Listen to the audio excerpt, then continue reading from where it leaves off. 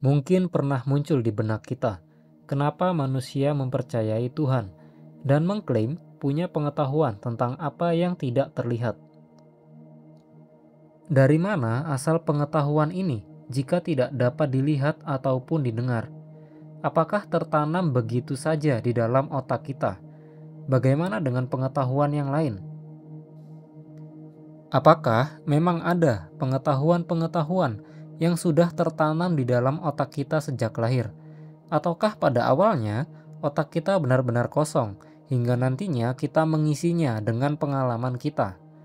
John Locke ialah seorang filsuf Inggris yang memberikan pandangannya terhadap permasalahan ini. John Locke tumbuh besar ketika Perang Sipil Inggris berkecamuk saat usianya 10 tahun di tahun 1649. Semasa mudanya, ia mempelajari filsafat, sains, hingga kedokteran. Di tahun 1675 hingga 1679, ketika ia berada di Prancis, ia menuliskan karyanya yang berjudul An Essay Concerning Human Understanding, tulisannya yang berisi tentang pikiran dan pengetahuan manusia.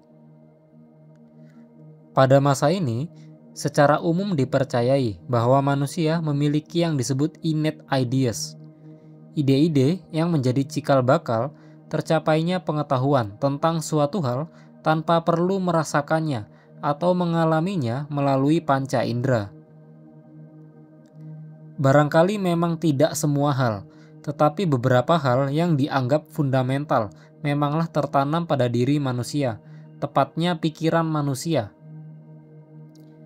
Dengan begini, penggunaan reason atau kekuatan berpikir menjadi peran penting dalam menggapai pengetahuan tersebut. John Locke tidak setuju dengan ide ini. Justru sebaliknya, tidak ada yang disebut sebagai innate ideas, tidak ada ide-ide yang sejak lahir tertanam pada manusia. Tabula rasa adalah istilah yang digunakan untuk menggambarkan hal ini. Kendati kita tidak punya ide-ide bawaan, manusia memiliki kemampuan bawaan, yakni kekuatan akal dan panca indera. Kemudian, mereka yang percaya pada innate ideas menyatakan bahwa manusia memiliki pengetahuan yang kurang lebih serupa berkat adanya innate ideas tersebut. Tapi, John Locke menyatakan bahwa bukan innate ideas-nya yang universal, tetapi peralatan atau kapasitas manusianya yang universal, sehingga menghasilkan pengetahuan yang kurang lebih sama. Harus ada penjelasan atau kemungkinan lain selain yang disebut innate ideas, karena hal tersebut tidak memiliki dasar empiris sama sekali. John Locke mengargumentasikan bahwa dengan peralatan indrawilah kita merekam apa yang ada, kemudian mengolahnya dengan kekuatan pikiran kita. Dari sinilah kita mendapati yang disebut sebagai pengetahuan. Empiricism adalah istilah untuk aliran filsafat ini, bahwa pengalaman sensorik sebagai sumber pengetahuan. Berbeda dengan rasionalism, yang menyatakan bahwa pengetahuan bisa didapatkan dengan kekuatan pikiran semata. Bagaimana kritik terhadap pernyataan Locke bahwa sumber pengetahuan adalah pengalaman empiris? Apakah semua pengetahuan harus bisa diindra untuk menjadi pengetahuan?